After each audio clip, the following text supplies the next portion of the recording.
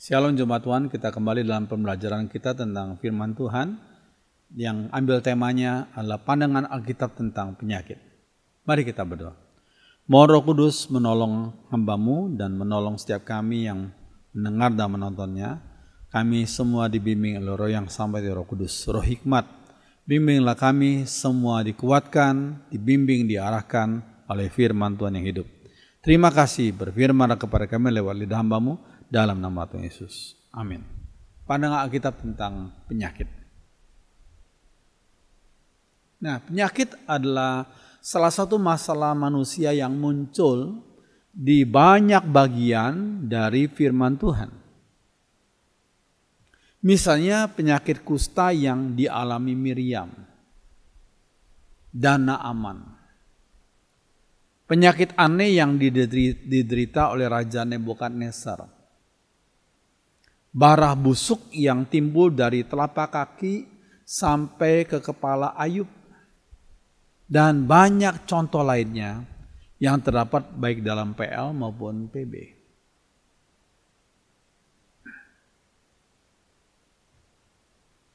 Nah, ketika Tuhan Yesus melayani di dunia, salah satu perhatian utamanya adalah menyembuhkan orang-orang sakit. Bahkan hampir 1/5 bagian dari Injil, 1/5, berisikan tentang penyembuhan orang-orang sakit. 1/5.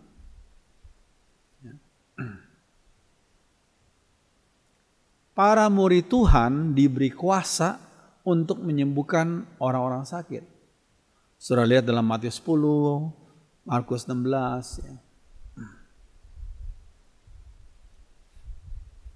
Dalam Markus 16 ayat 18 dikatakan, kalau mereka memegang ular atau minum racun, maksudnya tidak sengaja loh ya, tapi ada orang jahat benci hamba Tuhan ini taruh racun diam-diam di minumannya ya. Dikatakan kalau mereka memegang ular atau minum racun, memegang ular bukan berarti sengaja, tapi sekali lagi tanpa sengaja. Ya. Mereka tidak akan mendapat celaka, itu janji Tuhan. Ya. Kalau mereka meletakkan tangan ke atas orang-orang yang sakit, ya, orang-orang itu akan sembuh.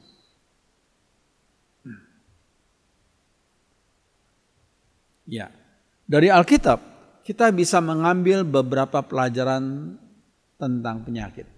Beberapa pelajaran. Ya. Yang pertama, penyakit itu adalah suatu bagian dari realita kehidupan manusia. Realita kehidupan manusia, bagiannya. Ya. Secara umum, munculnya penyakit dalam hidup manusia adalah sebagai salah satu akibat dari kejatuhan manusia ke dalam dosa. Salah satu akibat dari kejatuhan manusia ke dalam dosa. Misalnya, Hawa dan segala makhluk sama-sama mengeluh dan mengalami sakit bersalin. Saudara lihat Kejadian 3:16, Roma 8:22. Pemazmur menganggap bahwa penyakit yang ia derita adalah akibat dosanya. Dikatakan tidak ada yang sehat pada dagingku karena amarahmu. Tidak ada yang selamat pada tulang-tulangku karena dosaku. Mazmur 38 ayat yang keempat.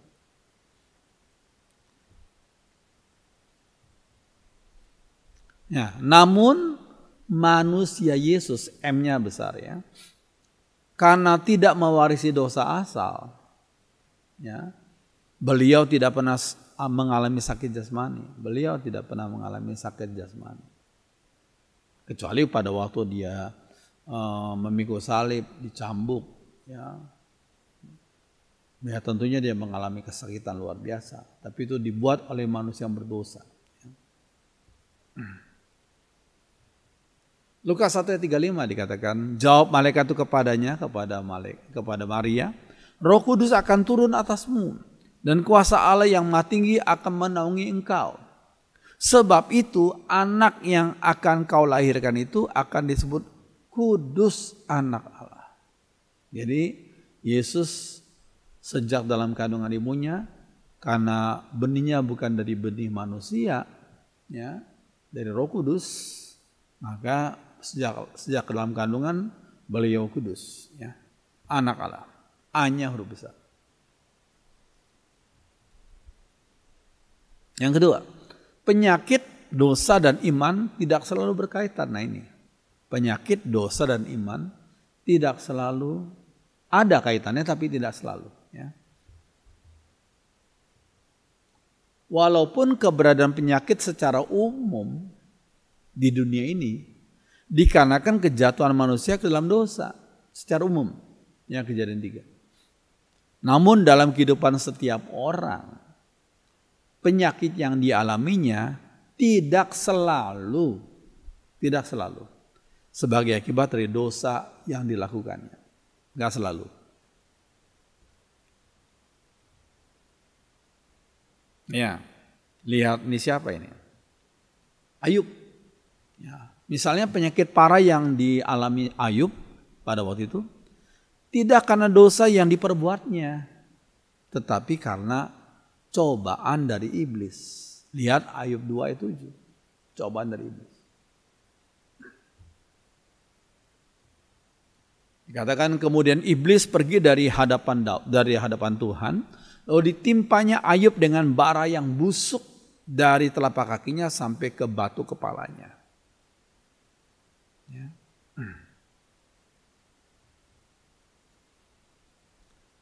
Kebutaan sejak lahir bukanlah disebabkan oleh dosa orang itu. Ya, orang yang dalam Yohanes 9 ini. Juga bukan karena dosa orang tuanya dikatakan. Namun karena pekerjaan-pekerjaan Allah harus dinyatakan dalam dia.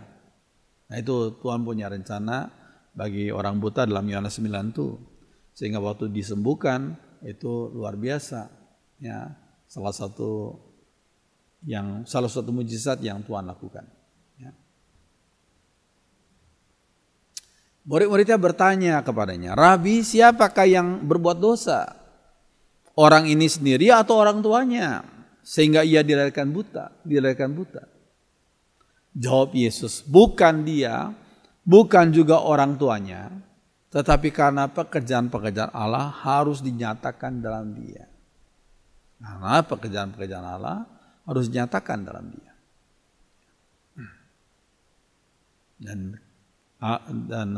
selanjutnya kisah itu, orang itu dijamah matanya dan dicelikan oleh Tuhan Yesus. Ya. Oke. Demikian pula iman dan kesembuhan ilahi. Ya. Demikian pula iman dan kesembuhan tidaklah selalu berkaitan. Saya ulangi. Demikian pula iman dan kesembuhan tidaklah selalu berkaitan. Pada satu pihak ada banyak contoh dalam Alkitab yang menyatakan bahwa kesembuhan datang karena seseorang beriman kepada Tuhan Yesus, kepada Tuhan. Ya, misalnya kesembuhan atas seorang hamba perwira di Kapernaum, Matius 8:5-13. Kesembuhan orang yang lumpuh sejak lahirnya melalui pelayanan Petrus, Kisah Rasul 3:6 dan lain-lain. Itu berkaitan dengan beriman kepada kuasa Tuhan. Namun Rasul Paulus yang pernah dipakai Tuhan untuk melakukan berbagai macam mujizat, termasuk membangkitkan seorang bernama Eutikus itu. Paulus itu diizinkan Tuhan untuk mengalami duri dalam dagingnya. Sudah lihat dalam 2 Korintus 12 ayat 7. Banyak teolog menafsirkan bahwa hal itu berkaitan dengan penyakit yang diderita oleh Paulus. Pertanyaannya, sakit apa itu? Sakit macam apa? Duri dalam daging Paulus itu. Nah, Paulus itu menulis surat kepada jemaat Galatia, dikatakan, sungguh pun demikian keadaan tubuhku itu. Ya. Namun kamu tidak menganggapnya sebagai sesuatu yang hina dan yang menjijikan. Tetapi kamu telah menyambut aku seperti menyambut malaikat Allah. Lalu kita bertanya, Ada apa dengan tubuhnya Paulus ya? Galatia 4 ayat 14. Perkataan kamu tidak menganggapnya sebagai sesuatu yang hina dan menjijikan. Di dalam terjemahan Inggrisnya dikatakan, you did not spit at me. Kamu tidak buang ludah terhadapku. Ada apa ya? Paulus mengalami masalah apa pada tubuhnya? Sehingga dikatakan Paulus memuji jemaat Galatia walaupun ada kelemahan tertentu pada tubuh Paulus, tapi you did not spit at me. Kamu tidak buang ludah terhadapku. Masalahnya apa? Pada masa itu, satu penyakit yang namanya epilepsi dianggap sebagai penunggangan iblis. Epilepsi atau sebagian orang menyebutnya ayan gitu.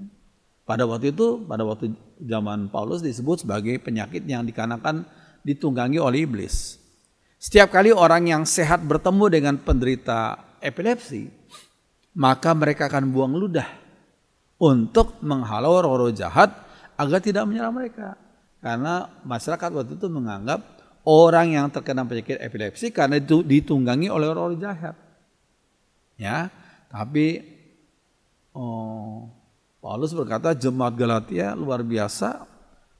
Kalian menyambut aku, kata Paulus, seperti menyambut malaikat Allah. Pertanyaannya, apakah Rasul Paulus mengalami epilepsi? Kita tidak tahu secara pasti, tapi mungkin saja.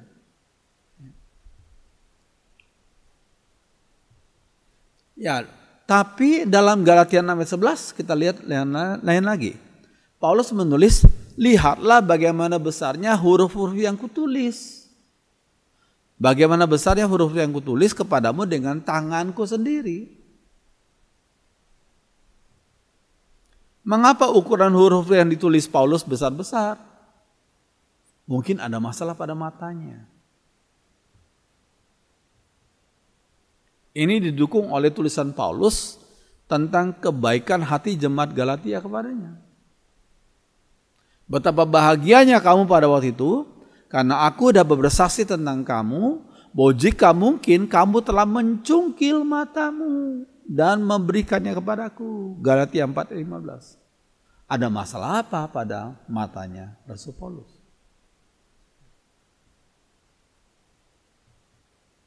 Sebagian penafsir berkata, setelah Paulus mengalami kebutaan selama 3 hari di pintu gerbang Damaskus itu, dia didoakan oleh Ananias, dapat melihat kembali. Sudah lihat dalam Kisah Rasul 9 ayat 9. Namun, mungkin saja atas izinnya Tuhan, Paulus tidak dapat melihat secara sempurna lagi.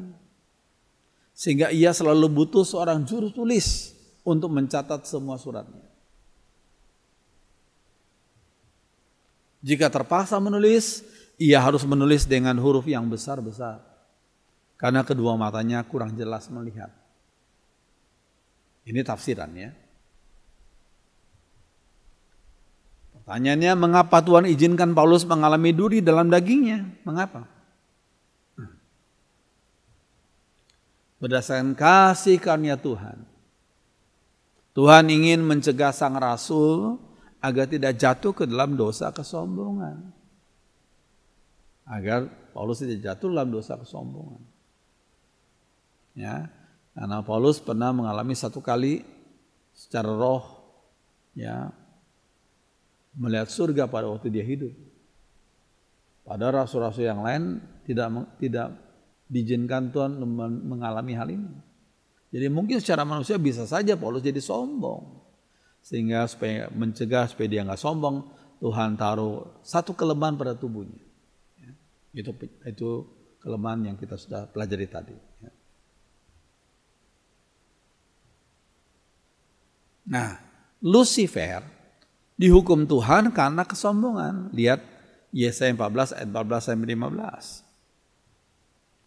Katakan, aku hendak naik mengatasi ketinggian awan-awan, hendak menyamai yang mati.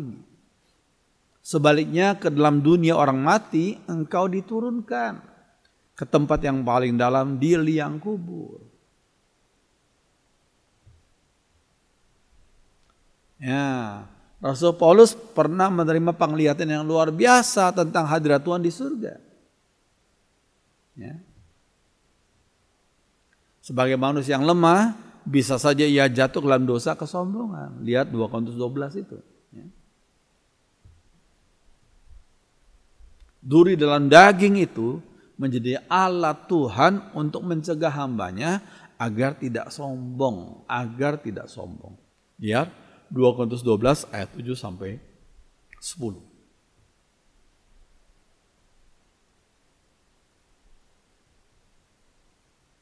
Ya, kata iman berasal dari kata pistis yang berarti fidelity atau kesetiaan.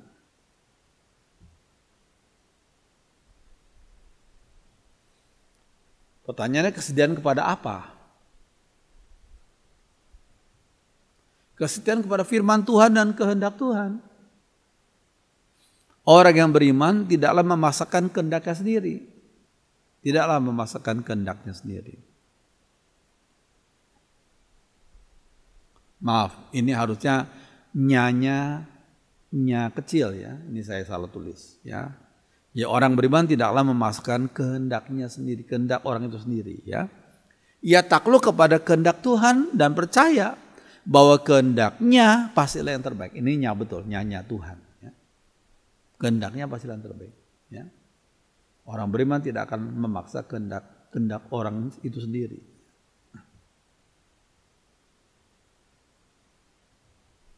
Seperti pemazmur, orang beriman akan berkata, sekalipun dagingku dan hatiku habis lenyap, gunung batuku dan bagianku tetaplah Allah selama-lamanya.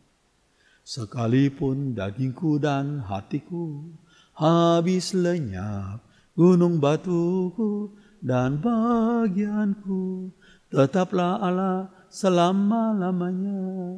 Itu ada lagu ya, yang dikutip dari Mazmur 73 ayat 26. Ya, yang ketiga, penyakit mengakibatkan berbagai pertanyaan yang sulit tentang penderitaan.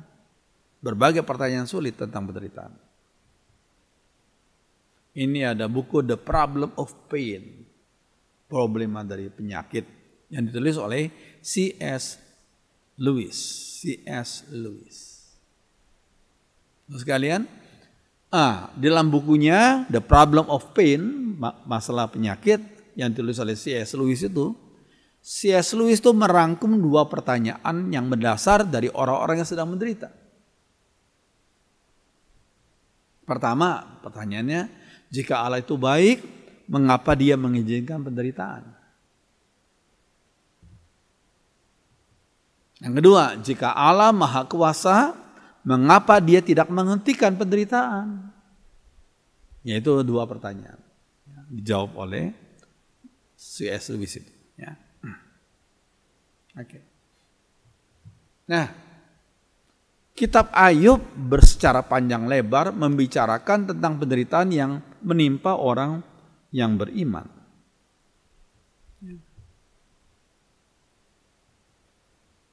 Dalam waktu relatif sangat singkat, Ayub kehilangan seluruh harta bendanya, ke-10 anaknya dia kehilangan, kesehatannya pun dikatakan timbul bara yang busuk dari telapak kaki sampai ke batu kepalanya. Dan kehilangan kasih dari istrinya. Luar biasa ya.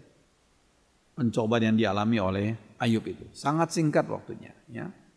Dia sudah mengalami kehilangan yang banyak. Ya. Namun di balik penderitaan Ayub, terdapat izin dari Allah yang rahmani. Lihat Ayub 1 dan 2. Ya. Seandainya Ayub mengetahui pertemuan yang diadakan di surga sebelum pencobaan atas dirinya itu, maka akan berbedalah reaksi Ayub terhadap semua kejadian tersebut. Masalahnya Ayub nggak tahu sih. Ya, pembicaraan antara tantangan setan dengan kepada Tuhan itu. Masalahnya Ayub nggak tahu sebelumnya. Namun justru yang memberi makna penting bagi segenap kitab ini adalah ketidaktahuan Ayub akan hal tersebut. Nah ini, imannya betul-betul diuji. Ia juga tidak tahu sebelumnya akan berkat-berkat dari Allah yang akan diterimanya setelah ia menjalani semuanya itu. Ya, setelah Ayub tahan, menderita, Tuhan pulihkan dia, bahkan Tuhan berkati dengan berkat-berkat yang tambahan, ya, berkat-berkat yang bonus. Ya. Lihat Ayub 42. Ya. Iya. Ini ada seorang bernama Sidlow Baxter. Nah, Sidlow Baxter ini dia berkata begini, jika Ayub mengetahuinya lebih dahulu, maka nggak ada tempat bagi iman. Maksudnya jikalau Ayub tahu lebih dahulu bahwa ini sudah ada pembicaraan lebih dahulu antara setan dengan Allah, setan minta izin gitu. Kalau Ayub mengetahui lebih dahulu, maka nggak ada tempat bagi iman. Tapi karena Ayub sebelumnya nggak tahu, tapi dia tetap setia iring Tuhan walaupun tantangan begitu berat, itulah iman. Ya. Ia tak akan keluar dari api pencobaan sebagai emas yang telah diuji. Nah ini, ya, emas yang telah diuji oleh api. Ya. Ayub 23:10 itu bagus sekali. Ayub 23:10. Karena ia tahu jalan hidupku. Seandainya ia menguji aku akan timbul seperti emas. Jikalau Tuhan menguji aku akan timbul seperti emas. Ayub 23:10. Ya. Alkitab menunjukkan hikmat Tuhan bukan saja dalam menyatakan, tapi juga dalam merahasiakan. Nah ini, hikmat Tuhan dalam merahasiakan perkara-perkara tertentu. Seperti tulis dalam Ulangan 29 ayat 29. Ya. Nah ini bagus. Hal-hal yang tersembunyi ialah bagi Tuhan. Ada hal-hal yang tersembunyi. Hal yang tersembunyi ialah bagi Tuhan Allah kita. Tapi hal-hal yang dinyatakan ialah bagi kita dan bagi anak-anak kita sampai selama-lamanya. Supaya kita melakukan segala perkataan hukum Taurat ini. Ya, jadi ada hal yang tersembunyi, ada hal yang dinyatakan oleh Tuhan.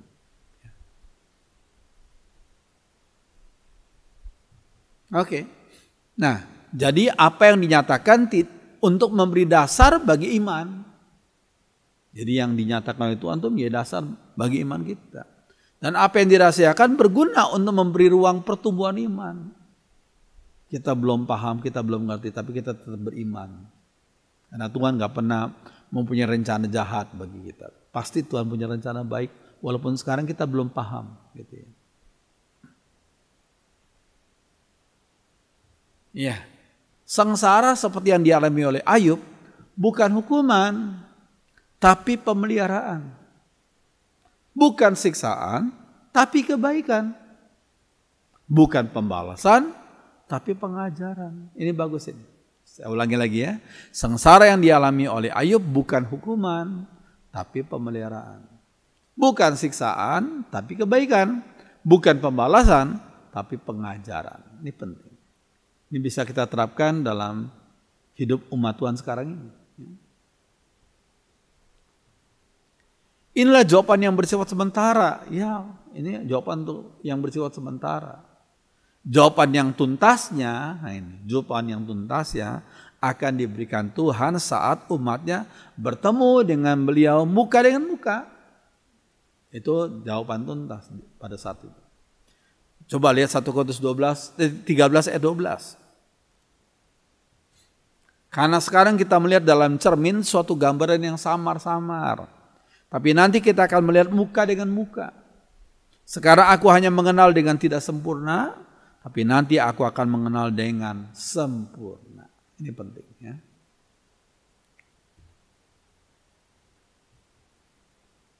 Iya, yang keempat. Berkat rohani melalui penyakit yang diderita. Berkat rohani melalui penyakit yang diderita. Rasul Paulus pernah tulis ayat yang indah.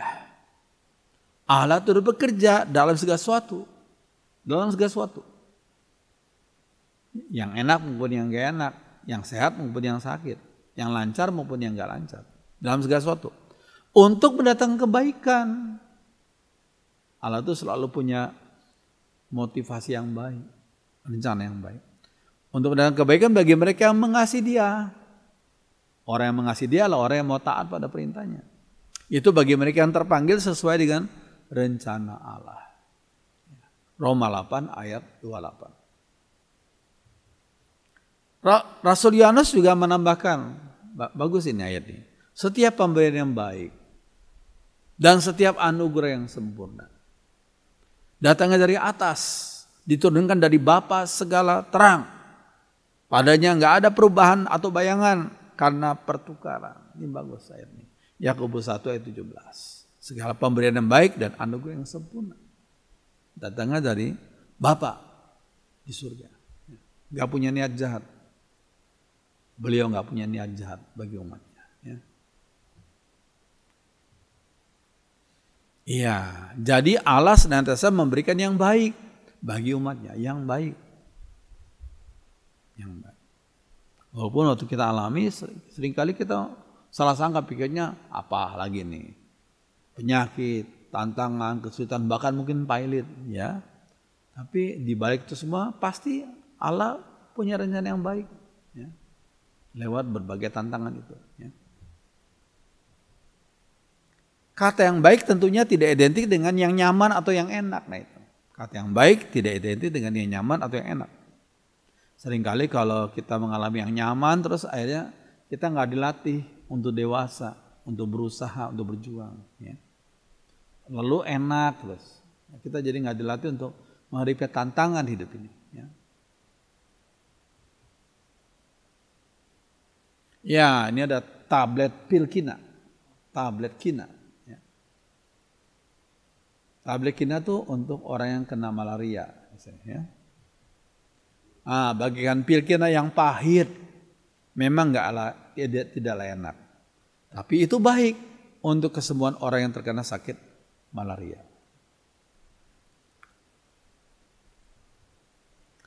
Apakah hal baik yang Allah berikan melalui penderitaan dan penyakit yang Tuhan izinkan terjadi dalam hidup umatnya? Apakah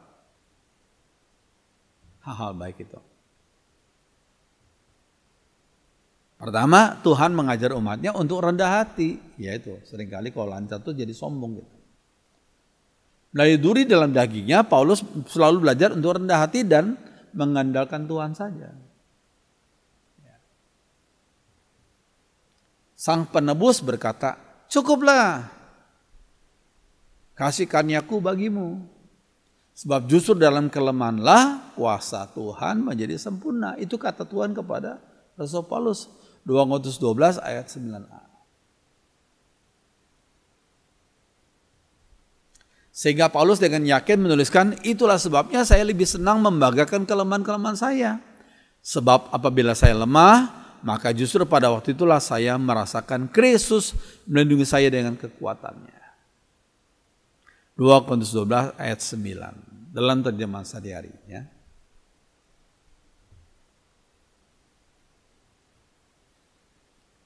Kedua, melalui penderitaan dan penyakit, Ayub lebih mengenal Tuhan secara pribadi dan mendalam. Walaupun sebelumnya Ayub sudah rajin beribadah kepada Tuhan dan mengajarkan kepada anak-anaknya juga, Ayub 1 ayat 5. Tapi lewat tantangan kesulitan yang dia alami itu, Ayub dikatakan lebih kenal Tuhan. Lebih ngerti makna hidup yang beriman itu. Setelah melewati berbagai kesulitan yang sangat berat, Ayub berdialog dengan Tuhan sehingga ia berkata, dahulu pengetahuanku tentang engkau hanya kudengar dari orang saja. Kata orang tuaku yang beriman kepada Tuhan, kata kakakku, kata saudaraku. Tapi sekarang ku kenal engkau dengan berhadapan muka. Berarti apa? Pengenalan Ayub secara pribadi tentang Tuhan luar biasa, jauh lebih mendalam. Setelah lewati berbagai tantangan kesulitan itu.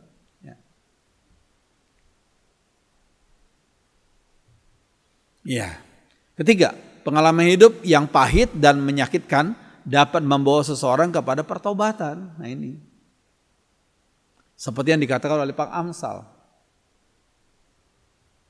Bilur-bilur yang berdarah membersihkan kejahatan, dan pukulan membersihkan lubuk hati. Amsal 20 ayat 30. Bagus ya? Bilur-bilur yang berdarah membersihkan kejahatan, dan pukulan membersihkan lubuk hati. Keempat, pergumulan dan pengalaman hidup yang pahit memurnikan motivasi dan kepribadian seseorang. Dimurnikan. Ya. Hal tersebut dialami oleh Raja Daud sendiri. Sebab engkau telah menguji kami ya Allah. Telah memurnikan kami seperti orang memurnikan perak.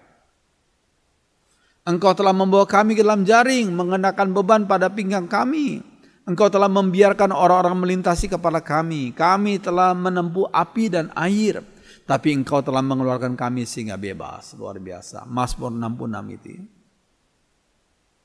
Kalau orang sedang memproses perak atau emas, berapa kali dipanaskan, dimurnikan berapa kali dengan api, dikatakan 7 kali, baru keluar perak yang murni atau emas yang murni. 7 kali dipanaskan. Iya. Kelima, kelemahan tubuh dan krisis hidup diizinkan Tuhan untuk mendekatkan persekutuan seseorang dengan keluarga dan sesamanya. Dulunya dia begitu sibuk, nggak ada waktu yang cukup untuk keluarga dan sesamanya. Sekarang setelah lewat itu, persekutuannya dengan keluarga dan sesamanya didekatkan kembali, ya, dipulihkan. Ya. Pernah terjadi keretakan hubungan di antara Paulus dan Markus yang masih muda. Sang Rasul kecewa dengan kelabilan pemuda Markus itu. Sudah lihat dalam Kisah Rasul 15 ayat 38. Kesulitan, Markus ingat mamanya dan dia tinggalkan pelayanan, dia kembali ke mamanya di Yerusalem. Ya. Wah, membuat Paulus jadi jengkel sama anak muda ini. Ya. Dengan berjalannya waktu, Tuhan memproses kedua hambanya itu. Paulus dididik untuk lebih memahami kelemahan orang lain. Sedangkan Markus dilatih untuk dewasa dalam iman dan komitmen. Dua-dua dibentuk oleh Tuhan, diproses oleh Tuhan. Saat pempenjaraannya di Roma, Paulus yang sudah berusia di atas 60 tahun sangat butuh pelayanan Markus. Nah ini, sudah lihat ya, sangat butuh. Dikatakan dalam 2 Timotius 4 ayat 11, hanya dokter Lukas yang tinggal dengan aku, katanya. Jemputlah Markus, berarti sudah ada rekonsiliasi sebelumnya. Dan bawalah ia kemari. Karena pelayanan Markus penting bagiku, itu kata Paulus. Jadi rekonsiliasi sebelumnya.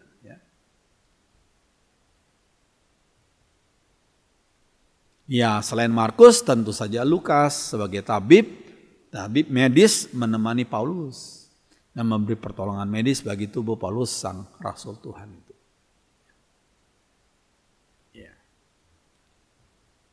Biarlah firman Tuhan yang kita pelajari pada saat ini jadi berkat bagi kita. Mari kita berdoa. Kami bersyukur untuk semua tantangan, kepahitan yang Tuhan izinkan kami alami. Kami bersyukur untuk tubuh yang sehat ataupun tubuh yang diizinkan oleh Tuhan untuk mengalami sakit. Kami mengalami kelemahan pada tubuh kami. Kami percaya semuanya turut bekerja untuk mendatangkan kebaikan bagi kami. Tuhan turut bekerja dalam segala sesuatu untuk mendatangkan kebaikan bagi kami. Terima kasih untuk firman-Mu yang kami pelajari pada saat ini. Biarlah kami dikuatkan kembali, diteguhkan, diberi hati yang senantiasa bersyukur kepada Tuhan untuk semua penyertaan Tuhan. Terima kasih, dengarkan doa kami dalam nama Tuhan Yesus. Amin.